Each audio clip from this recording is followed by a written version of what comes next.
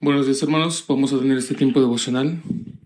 Vamos a hacer una oración para continuar. Vamos a orar. Señor Dios, gracias te damos, Dios, en esta hora. Padre, te pedimos tu gracia, tu misericordia. Y Señor, gracias porque tú nos cuidas, Señor. Mantienes tu iglesia. Padre, gracias te damos en esta hora y te pedimos que tu evangelio, Señor, tu promesa, tu palabra, Señor, tu guía, tu compañía, Señor, esté con nosotros cada día, Señor, y nosotros con una certeza podamos seguir avanzando y confiando en ti, mas así como dice en tu palabra, Señor, mas el justo por la fe vivirá.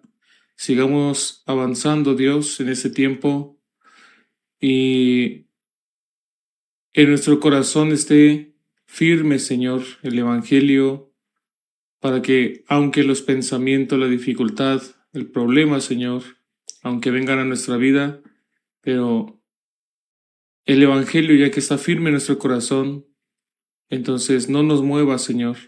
No fluctúe, Señor, nuestra fe, sino que estemos estables, estemos firmes, Señor, en tu palabra. Te agradecemos, Señor, en este día. Encomendamos todas las cosas en tu mano. Oramos en el nombre de nuestro Señor Jesucristo. Amén. Vamos a leer 1 de Juan.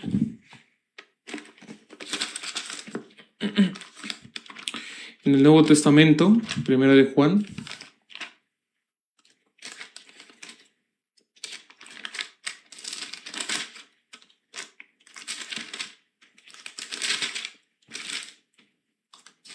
Capítulo 1.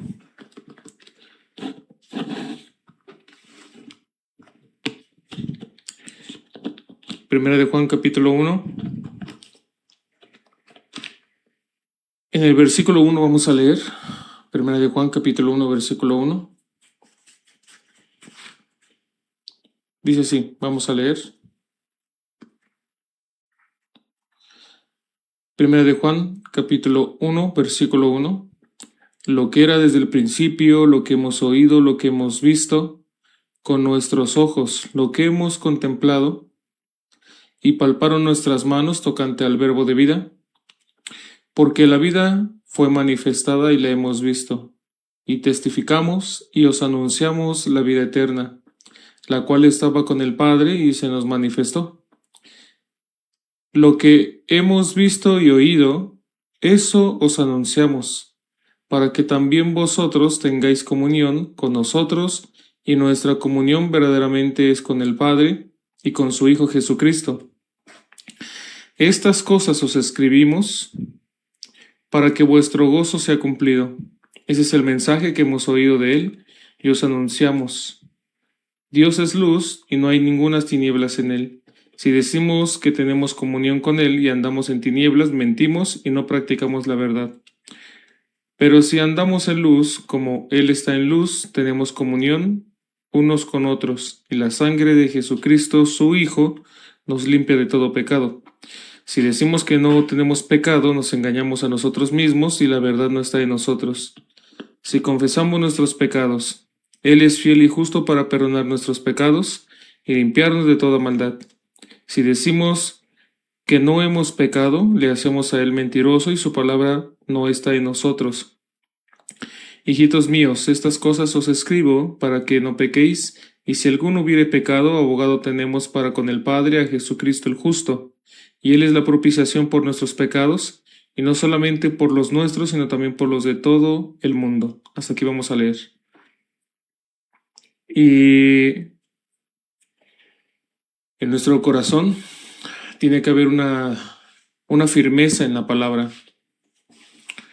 En nuestro corazón tiene que haber justamente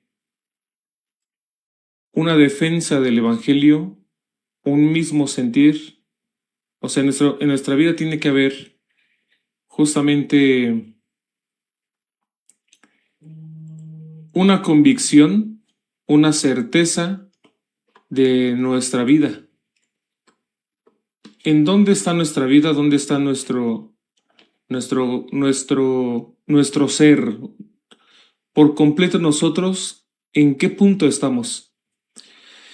Primera de Juan es una carta que para mí ha sido muy impactante porque nos habla justamente sobre la vida de la fe, sobre el Evangelio. Juan ha sido el último apóstol que ha quedado con vida de todos los apóstoles. Los demás apóstoles fueron martirizados, pero en el caso de Juan, Dios permitió que él quedara con vida muchos años después que los demás apóstoles, para que en el ataque, un ataque que fue muy fuerte hacia la iglesia por dos principales sectas, dos principales grupos religiosos y con ideas muy desviadas, atacaron la iglesia primitiva del primer tiempo, la iglesia del primer siglo. Entonces, Juan, ya que era de los más jóvenes, además murió de causa natural ya de grande, entonces quedó muchos años más con vida, no fue martirizado, murió de causa natural. Todos los demás apóstoles, en defensa del Evangelio, fueron martirizados. En el caso de Juan, y cuando él regresa del exilio, entonces escucha sobre aquellos que están atacando y confundiendo a la iglesia con diferentes ideologías, con diferentes pensamientos, con diferentes doctrinas falsas, maestros quienes con mucha sabiduría supuestamente estaban enseñando, pero lo único que están haciendo es corrompiendo la iglesia. Entonces Juan empieza a escribir la carta, primera de Juan. Aquí muchos, hasta creyentes, pueden confundirse, se confunden cuando no tienen el antecedente, o sea, histórico, además bíblico. De hecho, la misma carta parece que se confunde. Por eso, en muchas ocasiones, cuando el Evangelio no está en nuestro corazón bien firme, parece que estamos viendo como piezas de un rompecabezas, pero en vez de ver el rompecabezas armado con piezas, lo único que alcanzamos a ver no es la figura completa, sino empezamos a ver puras piezas solas, ¿no? Entonces, cuando vemos las piezas solas, sin encajar, sin armar, las puras piezas solas, obviamente pues no se ve la figura completa. Muchas veces así vemos la Biblia. La vemos como si fuera solo un pasaje de la Biblia, un pasaje de la historia, un relato. Nunca vemos que todo esto es parte de algo general. Así vivió Abraham. Abraham, cuando recibe la palabra y en el corazón junto con su familia de Dios, o sea, el corazón de Dios, cuando recibe desde el capítulo 11, cuando sale de Ur de los Caldeos junto con su padre Tarei y su familia. Pero capítulo 12, 13, 14, parte del 15 de Génesis nos relata sobre cómo Abraham creyó en Dios y siguió a Dios, o sea, avanzó hacia la voluntad de Dios. Pero en el capítulo 15, si no mal recuerdo, en el versículo 6 dice que creyó a Abraham a Dios y su fe le fue contado por justicia. Esto me impactó también porque puedo ver que Abraham avanzó hacia la voluntad de Dios, pero hasta el versículo 15 dice que creyó en Dios. O sea que Abraham solo pensó en una palabra, en una promesa, pero no vio todo el plan y todo lo que Dios le hablaba en realidad. Él creyó en una parte, una pequeña partecita. Mas cuando Dios lo sacó de su tienda, que también significa lo sacó de sí mismo, entonces ahí pudo ver toda la constelación, todas las estrellas. Dios le dijo, cuéntalas si puedes contarlas, así será tu descendencia. De tu descendencia, o sea, por tu descendencia serán benditas todas las naciones de la tierra, todas las familias de la tierra. ¿De qué está hablando? No solo como Abraham pensaba, no solo Dios le iba a dar un hijo, sino a través de su descendencia vendría el Mesías. Por eso, de tu simiente, en aquella simiente serán benditas todas las familias de la tierra. No está hablando de solo darle muchos hijos, o sea, muchos, tú serás padre de muchos, no de muchedumbre, sino que de tu simiente, alguien específico que saldrá de ti, de tu linaje, bendecirá a todas las familias. Dice en Gálatas, también habla en Romanos, dice que la escritura, previendo que iba a dar las buenas nuevas, o sea, que iba a dar la salvación, las buenas nuevas a los gentiles, le hizo ver justamente, le entregó las buenas nuevas de salvación. ¿Qué fue lo que creyó Abraham? ¿Y cuál fue su fe? ¿Cuál le fue contado por justicia? Pues que Dios le dio las buenas nuevas a Abraham. Dios le enseñó el plan de la salvación. Así debemos de entender nosotros el panorama completo. ¿De qué Dios nos está hablando? ¿De qué Dios se refiere? Completo. En nuestra vida igual. Solo vemos hasta el día de hoy. Pero alguien quien realmente se sensibiliza puede entender que en su vida no es hasta el día de hoy. O sea, la voluntad y la provisión de Dios no solo hasta el día de hoy, sino entender, Señor, ¿cuál es la herencia que tú me has dejado? ¿Qué es tu voluntad para con mi vida? Pero muchos, hasta en la vida de la fe, hasta delante de Dios, o sea, en esta vida y nueva vida que Dios nos ha dado como hijos de Dios, después de la salvación, solo vivimos también al día. No solo económicamente, ¿no? Como muchos que viven al día económicamente, sino muchos espiritualmente también viven al día, pensando solo hoy qué voy a hacer, mas no qué Dios tiene preparado para mí. Muchos por eso se angustian, porque como no saben cuál es el plan de Dios para su vida, cuál es la voluntad de Dios para su vida, la herencia entre los santificados, dice la palabra, entonces muy limitadamente vive. No hablo de prosperidad en cuestión material y económica, sino siempre en su corazón con alguna queja, con alguna incertidumbre, ¿qué va a pasar? Siempre en angustia.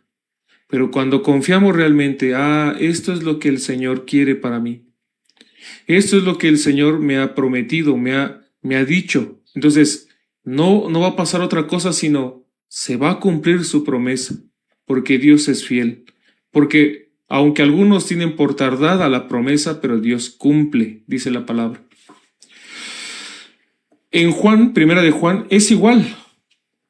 Muchos leen y extraen una pequeña pieza sin ver todo el panorama. Por eso, cuando solo ven por pedazos, es por eso que se alcanzan a confundir.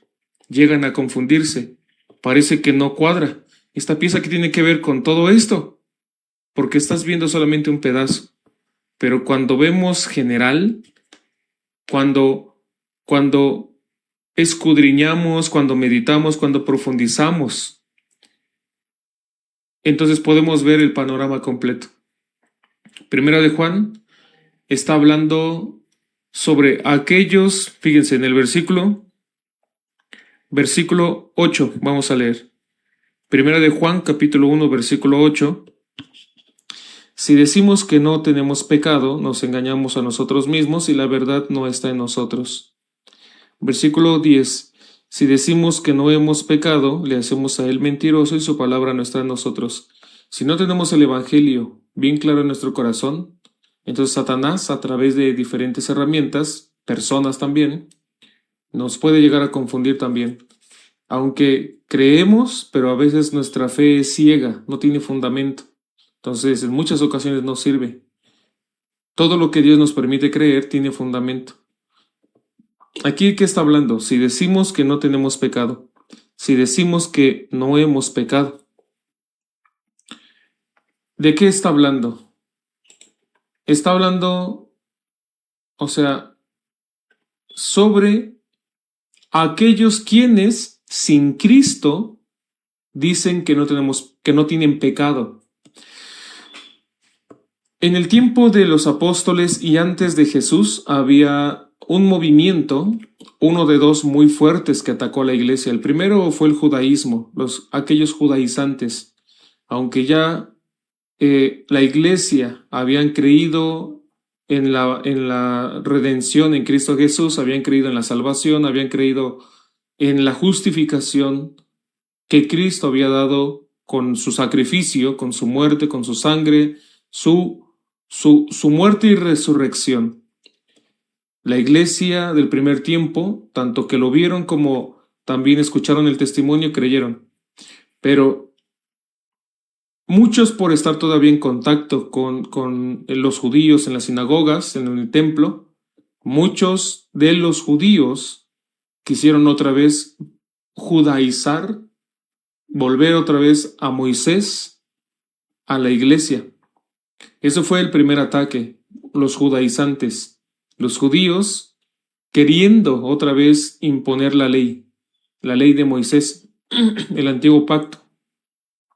Hasta que los cristianos del primer tiempo, junto con los apóstoles, pudieron determinar, no es ante la ley, ha sido por fe. Ahora hay un nuevo pacto, ese nuevo pacto, el cual Dios escribe en nuestra mente, en nuestro corazón. Por eso dice la palabra, Él pone tanto el querer como el hacer por su buena voluntad, para su buena voluntad, y Él escribe en nuestra mente, en nuestro corazón, el nuevo pacto. Ese es el primer ataque que ha habido en la iglesia, el judaizante. Pero hubo otro, el gnosticismo, los cuales ellos habían dicho, Jesús no vino en carne, porque si Jesús hubiera venido en carne, ya que la carne es inmunda, entonces eso le convierte en un Dios inmundo. Seguramente, si Él hubiera venido, no vino en carne, vino en espíritu, porque la carne es inmunda. ¿Cómo un Dios puede ser inmundo? No. Entonces, Él lo que fue, vino en espíritu. Por eso, primero de Juan inicia hablando Juan, lo que era desde el principio y empieza a enfatizar lo que hemos oído, lo que hemos visto con nuestros ojos, lo que hemos contemplado y palparon nuestras manos tocante al verbo de vida. Porque la vida fue manifestada y la hemos visto y testificamos y os anunciamos la vida eterna, la cual estaba con el Padre y se nos manifestó. Lo que hemos visto y oído, eso os anunciamos, para que también vosotros tengáis comunión con nosotros, y nuestra comunión verdaderamente es con el Padre y con su Hijo Jesucristo. Estas cosas os escribimos para que vuestro gozo sea cumplido. ¿Cómo empieza a decir? A mí nadie me lo contó. Lo que hemos visto, hemos oído, hemos palpado, hemos contemplado con nuestras manos, todo. O sea, nadie nos contó. No que fue un cuento. Hemos visto, hemos contemplado, hemos oído, hemos palpado. Él vino en carne. Vino tripartita también. ¿En qué sentido? Su mente, su cuerpo, su espíritu vino igual que nosotros, solo que con una diferencia, sin pecado. Y luego inicia en el versículo 5 con un tema, Dios es luz. ¿Por qué? Porque los gnósticos, ¿quiénes eran los gnósticos? Un grupo con una idea, una ideología en el cual supuestamente de la manera espiritual, ellos decían ser superiores a los demás. Ellos son seres de luz. Ellos por un conocimiento, una revelación divina, ellos eran superiores a los demás, pero sin tomar en cuenta a Cristo. Por eso la palabra dice, aquí mismo Juan, capítulo 2, Cristo nuestro abogado. Hijitos míos, versículo 1 del capítulo 2, hijitos míos, estas cosas os escribo para que no pequéis, y si alguno hubiere pecado, abogado tenemos para con el Padre, a Jesucristo el justo, y Él es la propiciación por nuestros pecados. ¿Qué es lo único que nos libra del pecado? Jesucristo. Es lo único que nos libra del pecado. Por eso dice aquí, en el versículo 8 del capítulo 1, si decimos que no tenemos pecado, nos engañamos a nosotros mismos y la verdad no está en nosotros. Nosotros por naturaleza, lo dice en Romanos, lo dice en muchas partes de la Biblia, en el cual nosotros, por nuestro pecado, no podemos acercarnos a Dios antes de Cristo, antes de su obra, antes de que nosotros pudiéramos entender y comprender que la sangre de Jesucristo, que el sacrificio de Cristo nos limpió del pecado. Antes de conocer esto, antes de saberlo o entenderlo y creerlo, nosotros somos pecadores, éramos pecadores.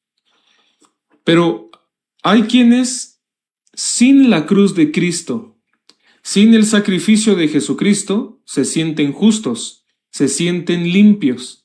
Así eran los gnósticos. En el día de hoy, actualmente en este tiempo, existe un grupo de gnósticos los cuales dicen igual. Nosotros somos limpios. Nosotros somos libres de condenación, somos justos. ¿Por qué? No por la sangre de Cristo, sino ellos son justos por una revelación, porque son seres de luz, porque son iluminados. De ahí salen diferentes otras agrupaciones, los cuales son iluminados, seres de luz, limpios, superiores. ¿Por qué? Tener una revelación. Ellos piensan, tienen una revelación, un conocimiento, han logrado conectar con la naturaleza, con el cosmos. O sea, ese tipo de personas, ese tipo de grupos, desde el tiempo de Jesús, antes de Jesús también hay. Y Juan, al ver esto, porque ellos, ¿qué decían los gnósticos? Tu Dios es inmundo, en el número 33. Pero nuestro Dios es el Dios luz. Por eso aquí dice Juan. En el versículo 5, primera de Juan, capítulo 1, versículo 5, este es el mensaje que hemos oído de él, y os anunciamos, Dios es luz, y no hay ningunas tinieblas en él. Nuestro Dios es todo. Nuestro Dios es luz. Ellos dicen que su Dios es luz, pero nuestro Dios es todo. Nuestro Dios es luz. Lo tocamos, lo palpamos, lo oímos, lo vimos, nadie nos contó, nadie nos platicó, estuvo entre nosotros. Él es luz y no hay ningunas tinieblas en él. Por eso dice aquí, cuidado, si dicen que no tienen pecado, pero sin Cristo, está hablando los pecadores, si dicen que no tienen pecado, nos engañamos a nosotros mismos. ¿Por qué? Todos hemos pecado. Dice Romanos 3, 23, por cuanto todos pecaron y están destituidos de la gloria de Dios. Todos por naturaleza, todos sin Cristo, son pecadores. Pero si dicen que no tienen pecado, entonces son mentirosos. Se engañan a sí mismos, nos engañamos a nosotros mismos y la verdad no está en nosotros. Si dijéramos esto, la verdad no está en nosotros porque somos pecadores. Pero, versículo 9, si confesamos nuestros pecados, ¿en qué sentido? No que confiesas cada semana como muchos piensan de este versículo, pero si tú declaras tu naturaleza, si tú declaras que eres pecador, Señor, es verdad, porque Dios, ¿a quién puede salvar? Cristo, ¿a quién puede salvar? El médico, ¿a quién puede curar? Aquel que se confiesa enfermo. Es verdad, creo que sí estoy enfermo. Bueno, voy a ir al doctor. Entonces, cuando sabe que está enfermo, cuando conoce su pecado, su maldad, su naturaleza, Señor, es verdad, yo soy pecador. David mismo dijo, desde el vientre de mi madre, en pecado me concibió mi madre, he sido formado en pecado. Es verdad, si tú confiesas tu naturaleza, confiesas que eres pecador, Él es fiel y justo para perdonar nuestros pecados. Cuando tú confiesas, no cada 8 días, no diario, sino cuando tú realmente conoces tu naturaleza, y entonces conoces la obra de Jesús, Él es fiel y justo para perdonarte, porque Cristo murió por nuestros pecados y limpiarnos de toda maldad. O sea, perdonar nuestros pecados y limpiarnos de toda maldad. Versículo 9. Dice en el versículo 10, vuelve a retomar. Si decimos que no hemos pecado, le hacemos al mentiroso y su palabra no está en nosotros. Porque Él justifica al impío. Porque dice, por cuanto todos pecaron.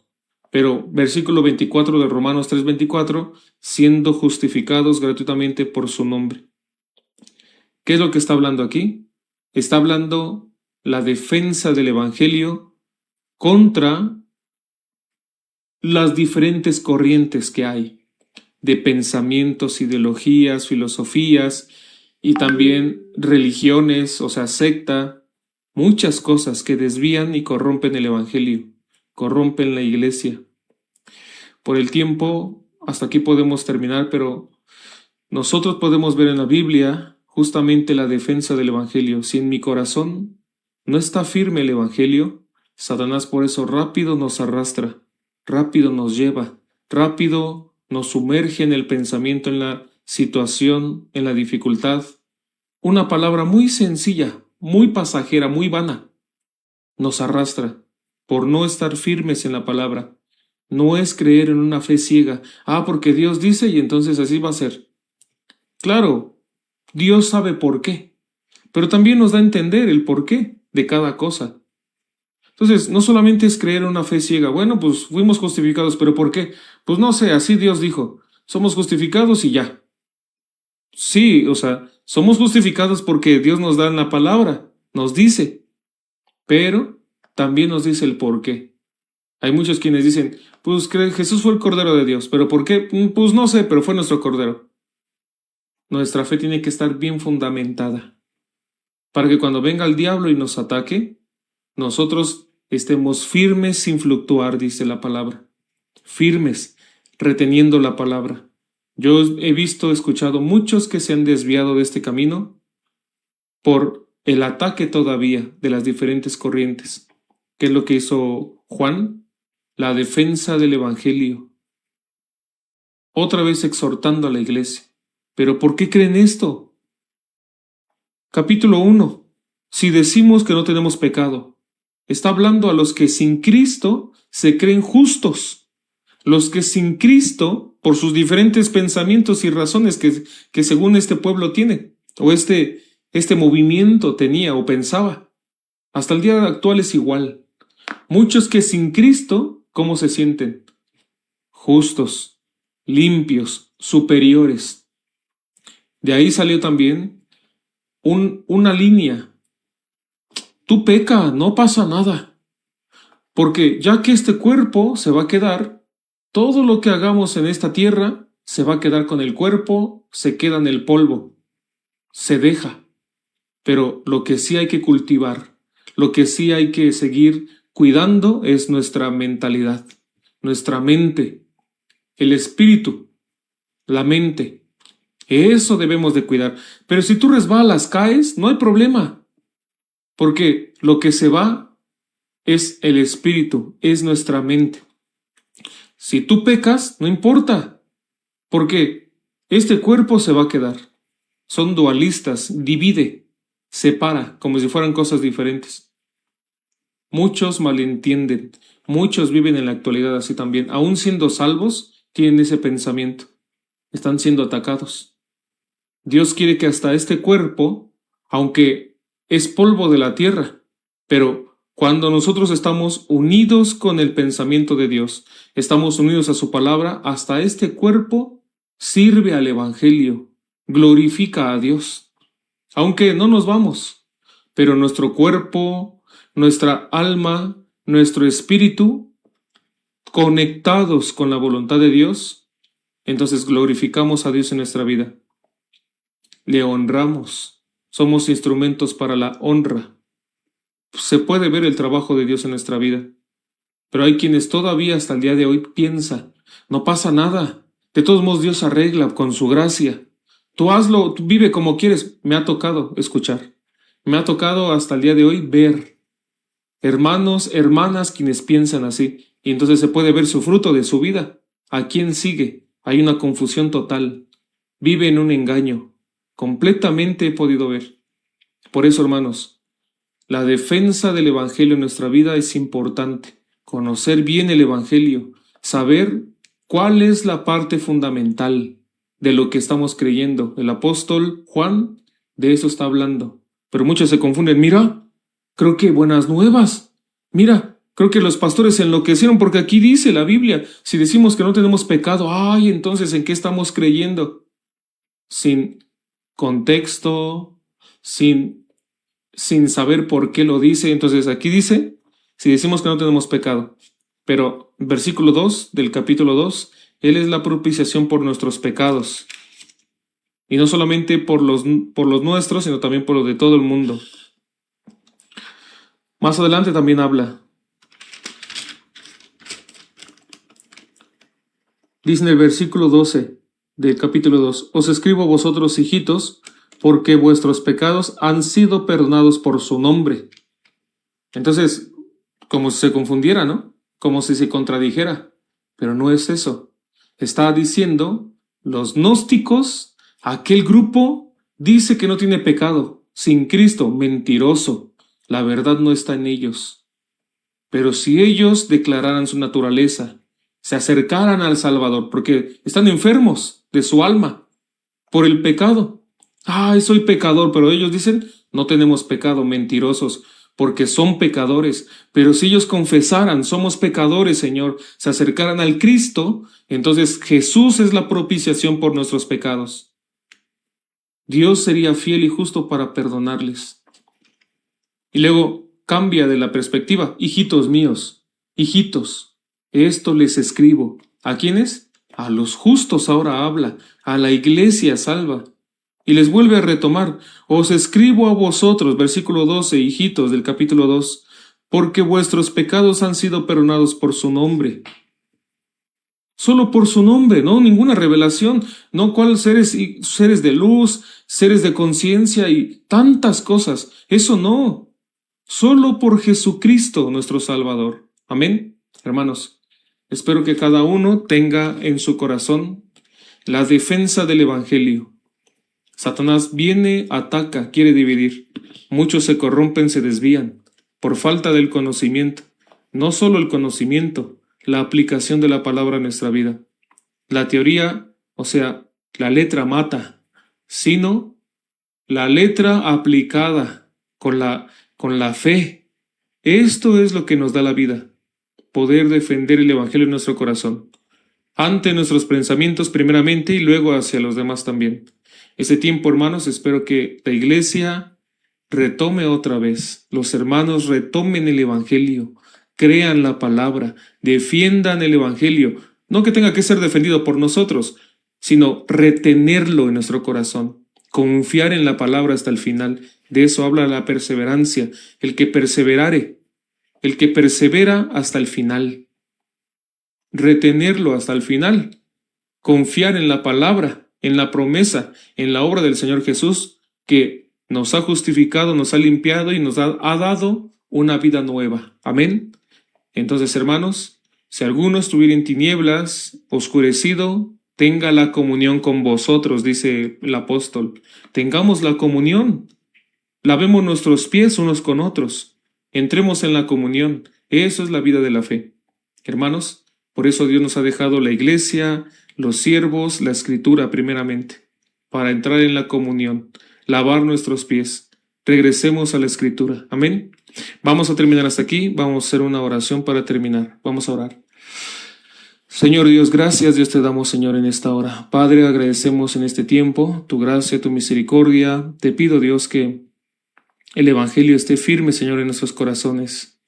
Que no solo como teóricos, no solo como filósofos, no solo tener, Señor, una letra muerta, sino el conocimiento acompañado, Señor, de la fe. O sea, la aplicación de la palabra a nuestra vida. Padre, te pido que en ese tiempo, Señor, ante diferentes dificultades, diferentes conflictos, diferentes problemas, Señor, tú también guardes la vida de los hermanos, la vida de tu iglesia, Señor, y que cada uno también, Padre, como en el tiempo de la iglesia, del primer tiempo que tenía mucha fuerza, Señor, el buen entendimiento de la palabra, defendía, Señor, hasta con su vida, Padre, el Evangelio. Así los apóstoles, Señor, así la iglesia, Padre, también se fortalecía, se multiplicaba, Señor. Padre, este tiempo permite también, Señor, un avivamiento que venga de ti, Señor, por medio del Espíritu Santo, Señor, para que la iglesia se levante, Señor, despierte, Padre, y también podamos seguir compartiendo tu santo evangelio para que más almas no estén en confusión, y si estuvieran, Padre, en algunas otras doctrinas, enseñanzas diabólicas en realidad, que puedan arrepentir su corazón, Señor, y así recibir, Señor, tu evangelio, Padre, tu voluntad. Padre, te agradecemos en esta hora. Gracias por tu salvación, Señor. Gracias por el perdón de nuestros pecados solo a través de Jesucristo. Así nos diste una vida nueva, Señor. Encomendamos la iglesia, tus siervos, nuestras vidas, Señor, en tu mano. Oramos en el nombre de nuestro Señor Jesucristo. Amén. Hermanos, hemos terminado. Muchas gracias. Que podamos meditar en esta palabra, compartir el evangelio y de esta manera también, pues, que podamos vivir sanamente en la vida de la fe. Que pasen buen día, que Dios les bendiga. Hasta luego, hermanos. Gracias.